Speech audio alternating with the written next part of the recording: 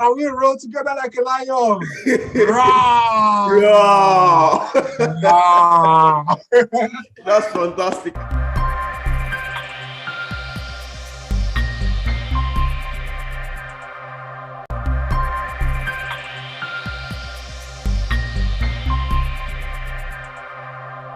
Hi there, viewers.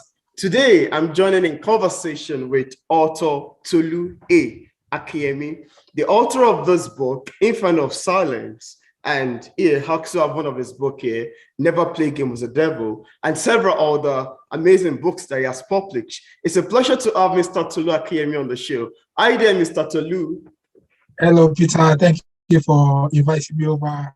I'm happy to be here. Yeah, it's a pleasure to speak with you. You know, you're an award-winning author, so it's a pleasure to have an award-winning author on the show.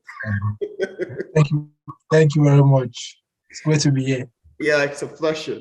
So, you know, let's dive into it. When I found your book, the first one, which I reviewed some months ago, I actually find it very amazing.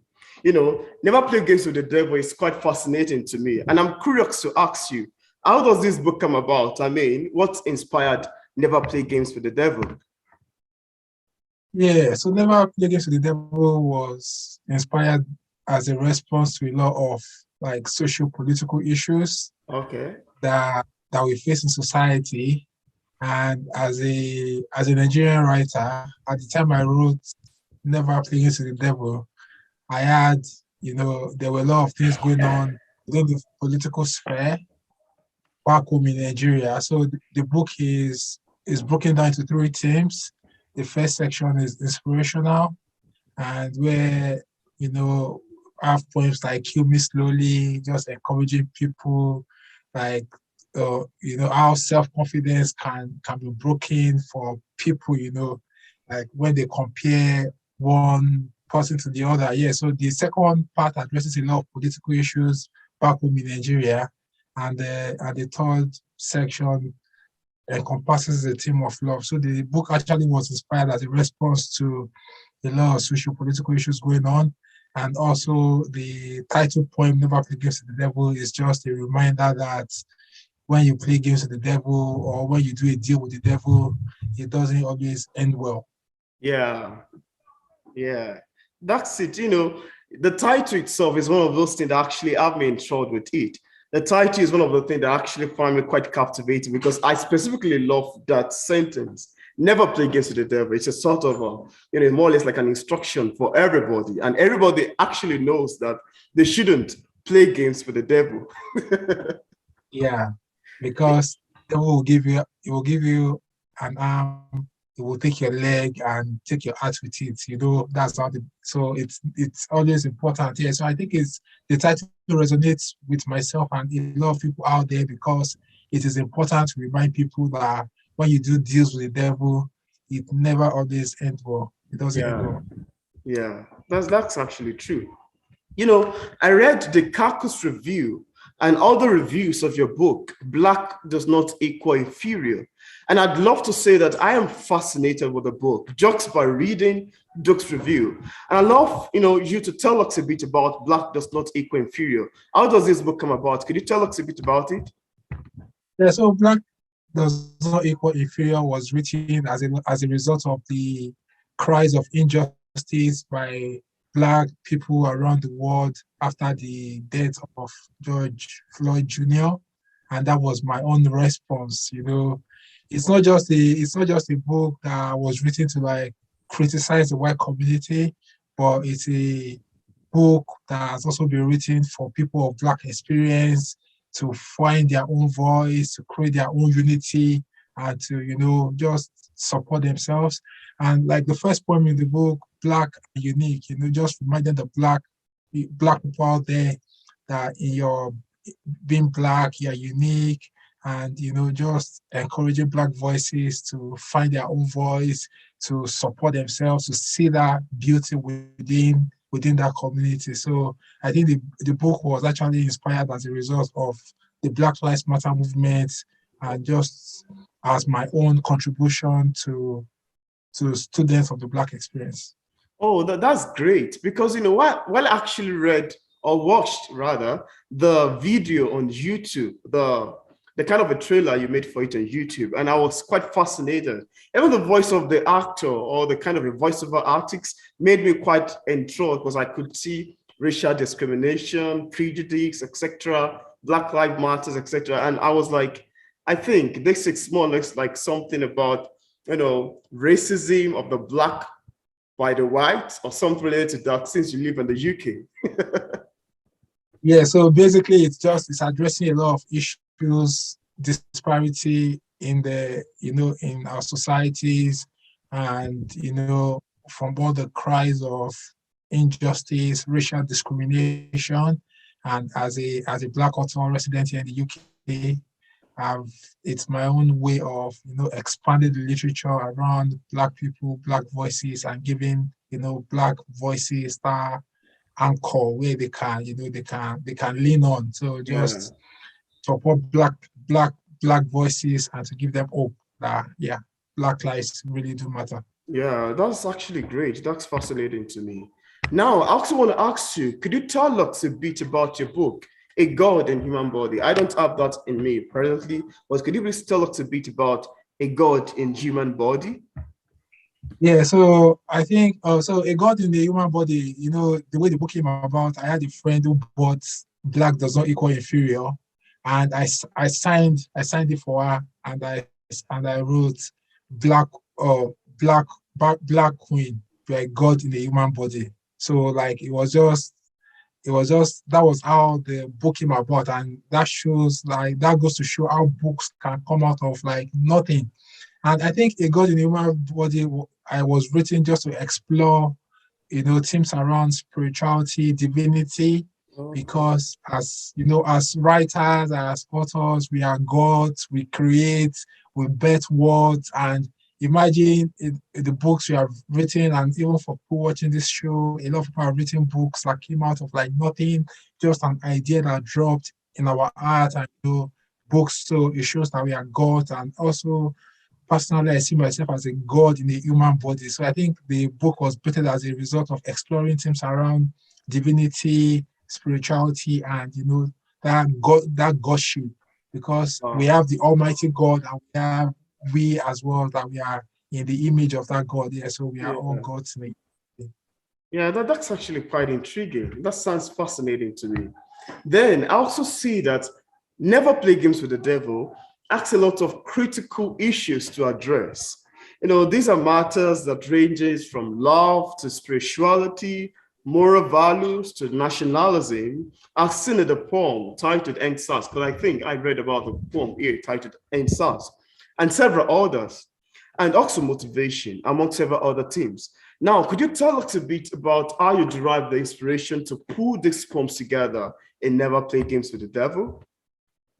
Yeah, so I think I think for Never Play Games with the Devil is actually like a really funny one. So I had like an open mic event that I was supposed to attend one of those evenings in 2019.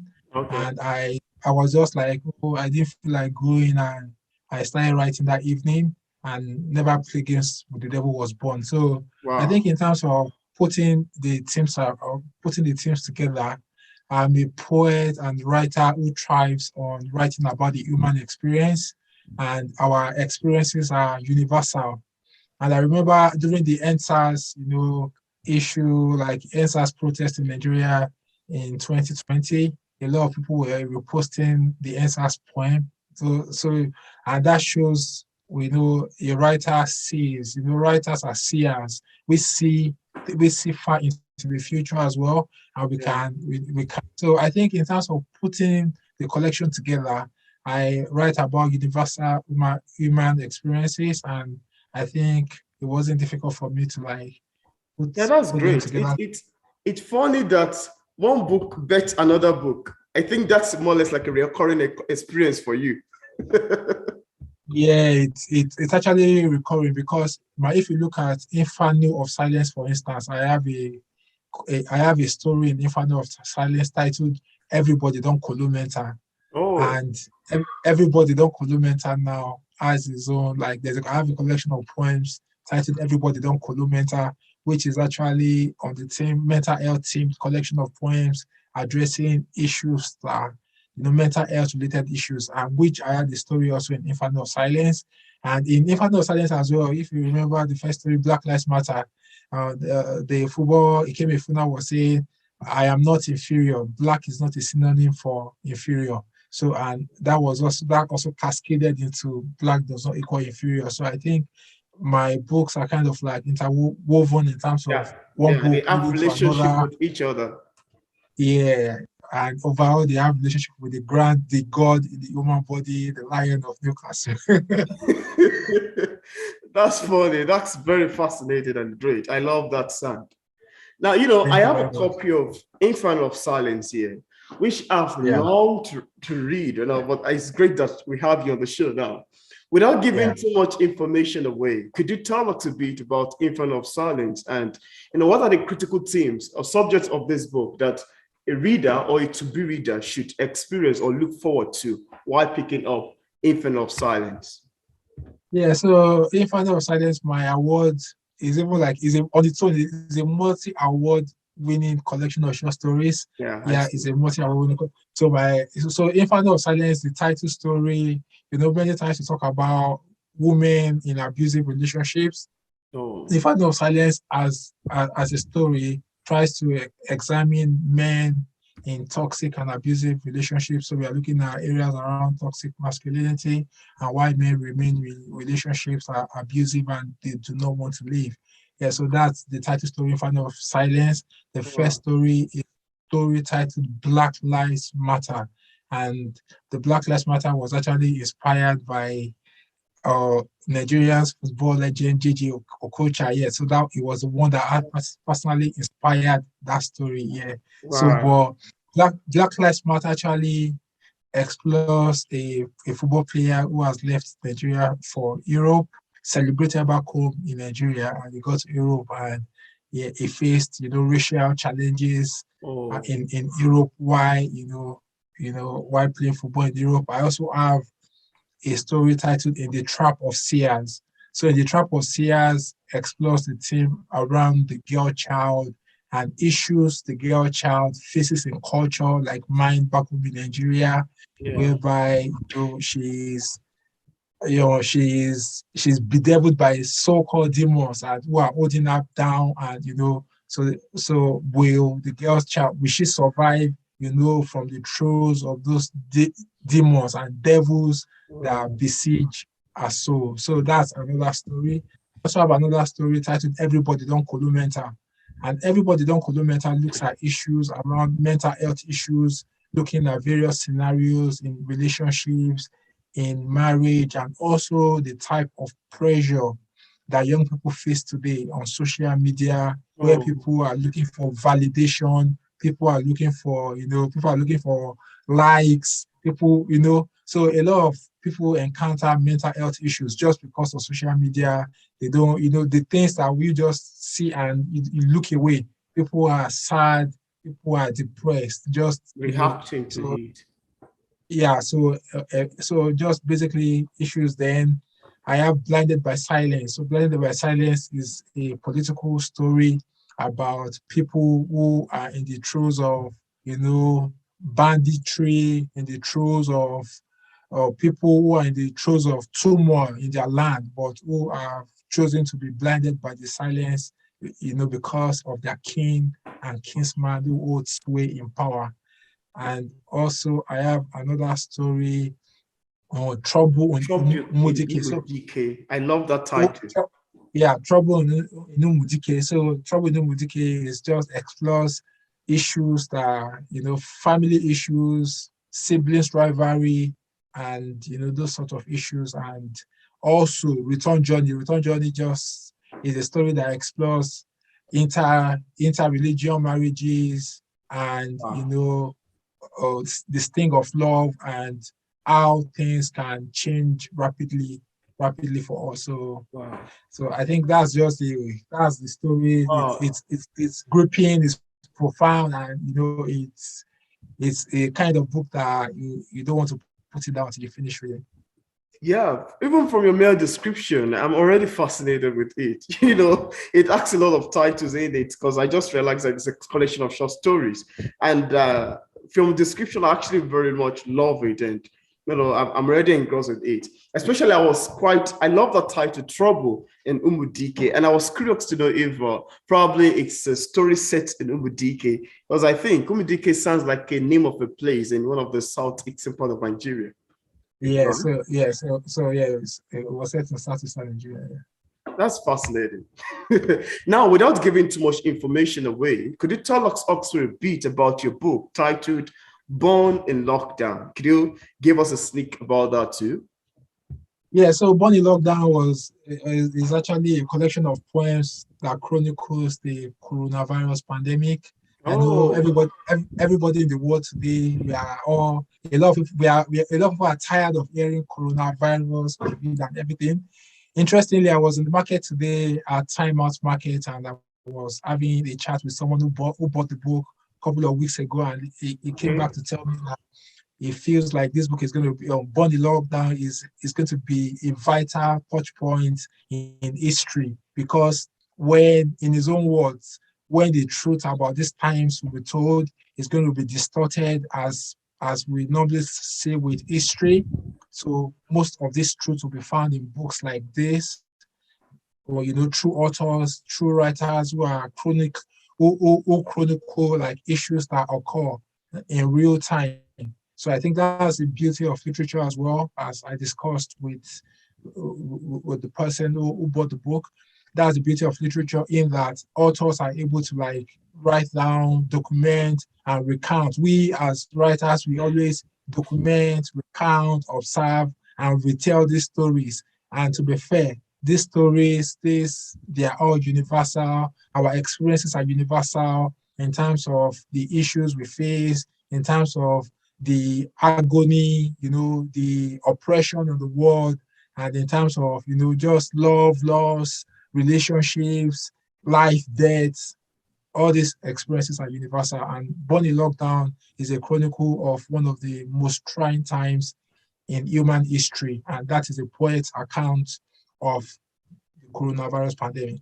Wow, that's fascinating. From speaking with you, I can denote that you're kind of a writer who loves observing its environment and writing something from it. I can see that you love talking about the themes of humanity, like bringing stories raw from the outplace in the society. And I think that's a trait that is quite fascinating about writing and writers generally.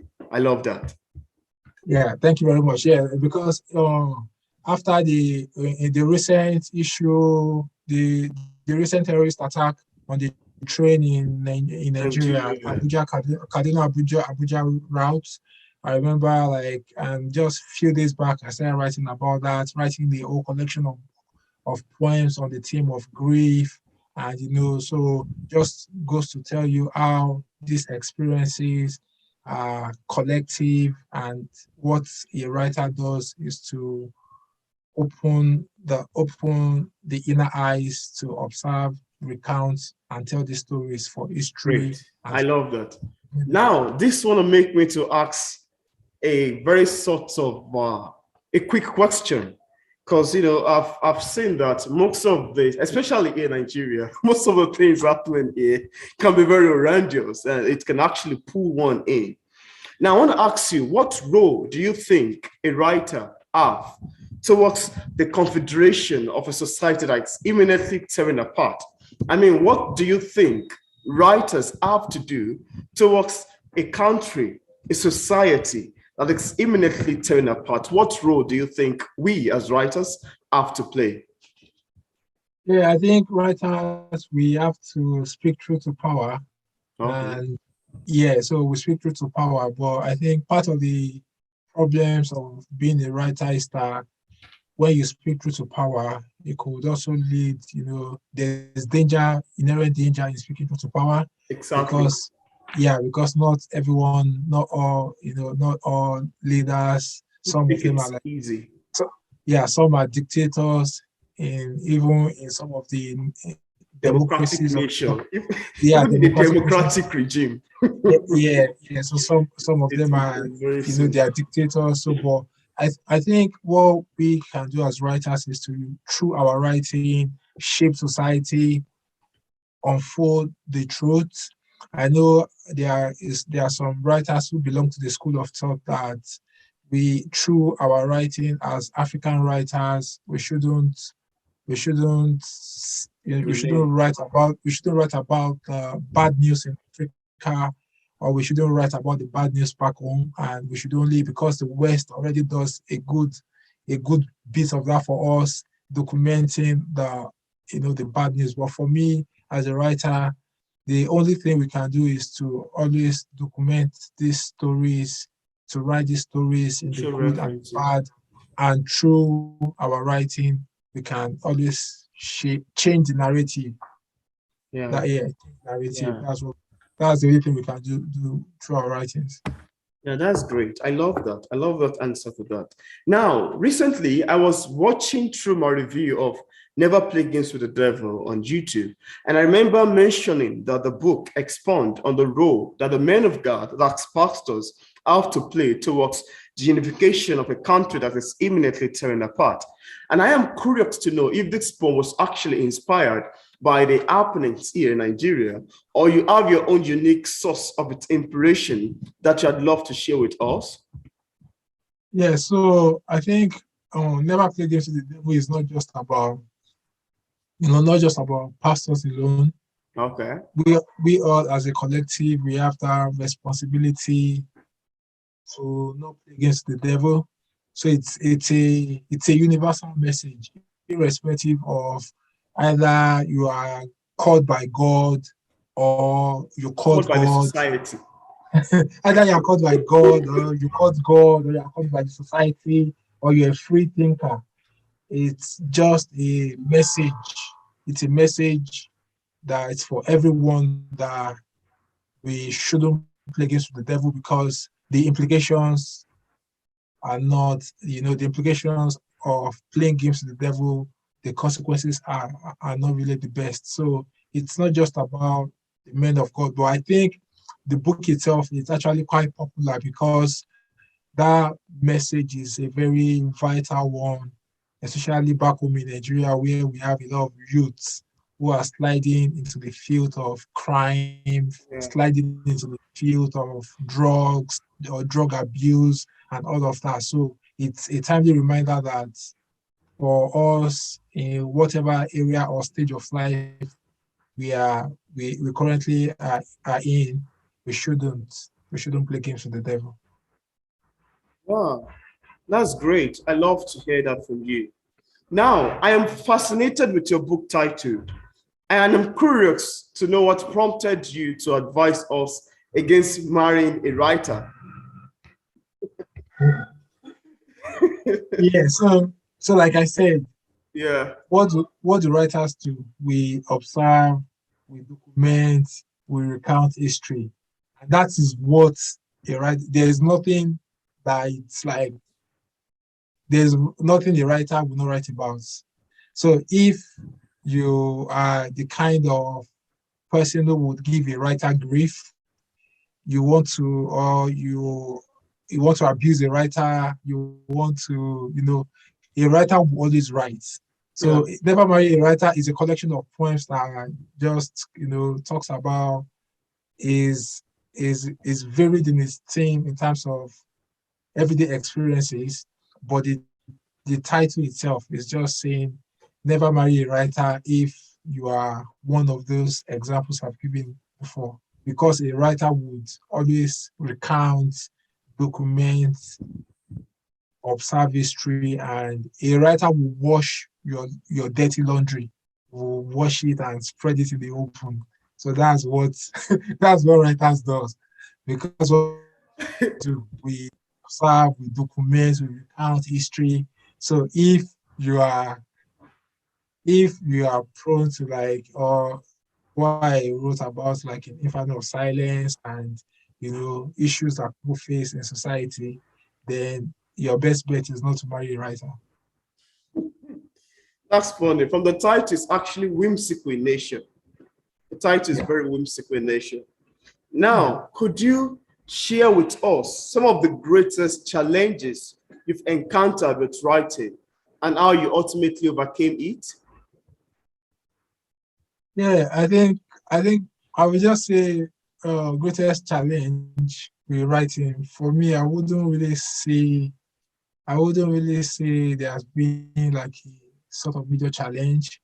My backlist and book catalog already tells the story that even as a part-time writer and a full-time financial compliance consultant, I have so far published 14 books, and I have 6 books that are forthcoming. Wow. So it's been a story of it's been a beautiful story, a beautiful author story, and I am so I think it's just it is great the fact that one is able to pen those thoughts. But I think one thing I would advise writers to do is that open up your work for critic is quite important. Open up your work for critical reviews. Open up your work for critic for reviews. Open it up.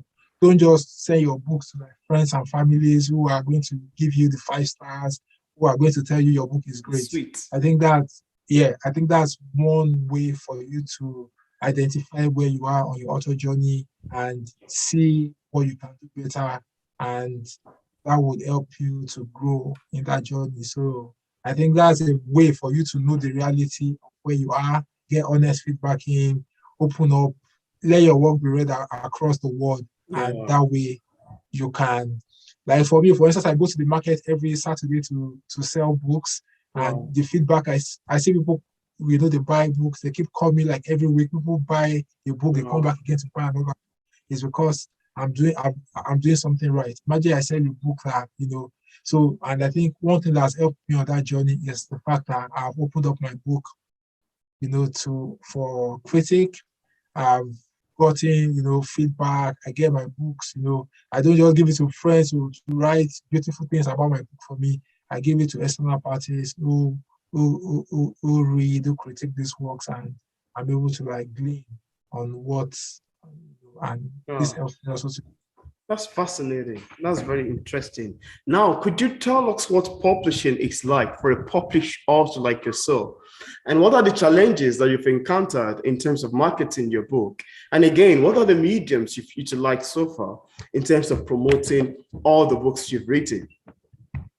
Yeah, so in terms of publishing, I have my own publishing imprint, the Rural Lion Newcastle, and I have about, including myself, we have 7 authors on the imprint.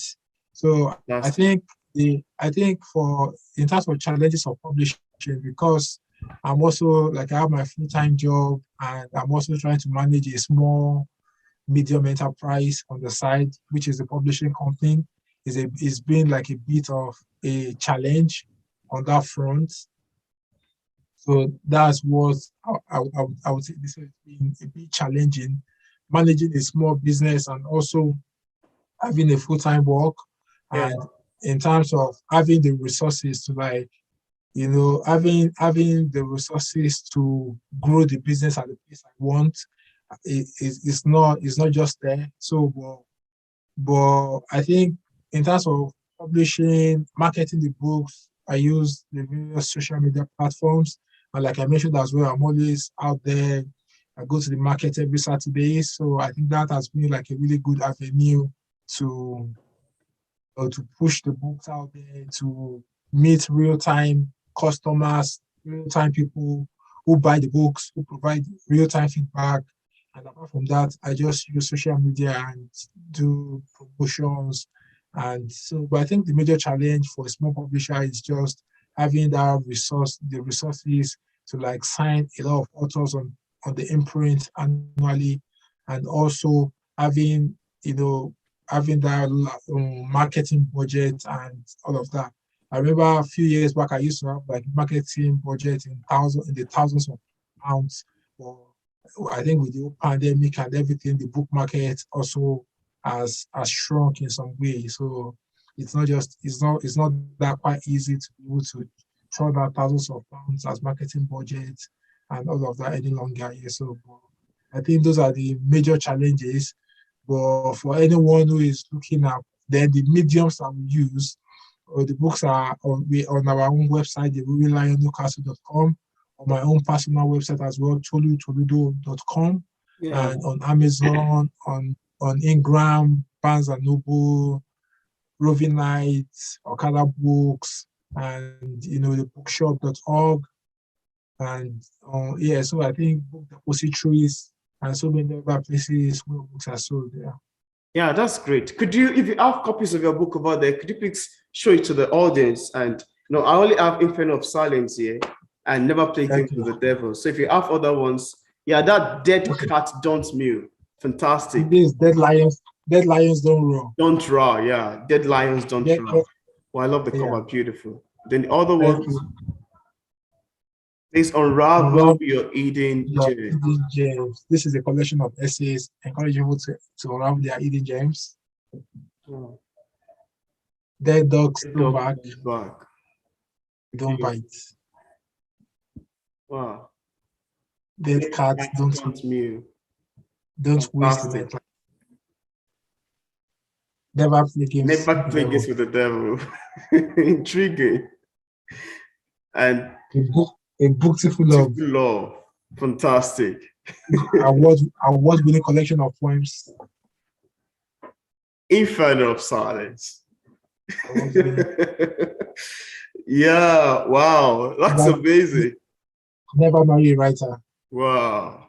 That's amazing. Black does not even kill you. Wow, that's really great. I wear self-confidence like a second. This is like a children's book? Yeah, this is children's, yeah. That's fantastic. Wow. I am not a troublemaker. I'm not a troublemaker. That's fascinating. Other children's.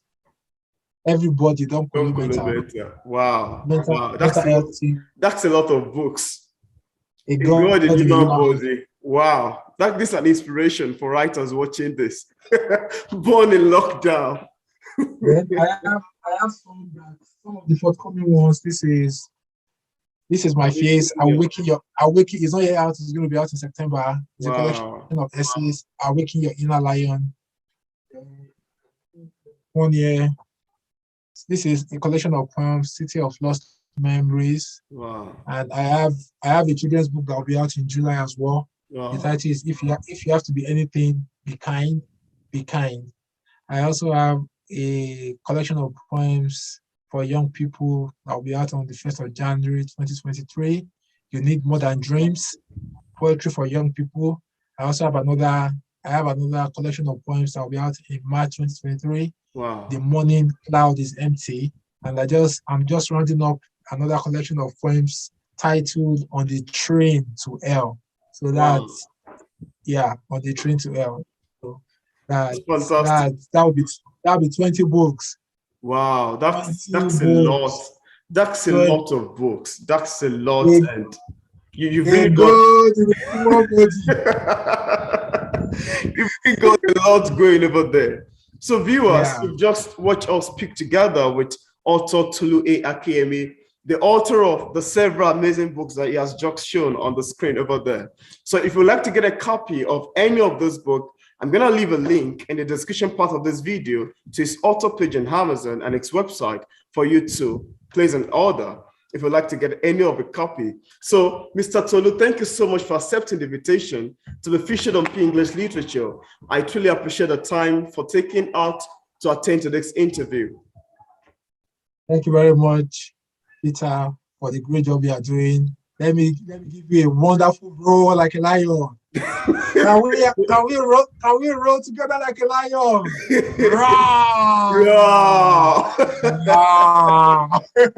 That's fantastic. I so much love this interview. Thank you so much. Thank you.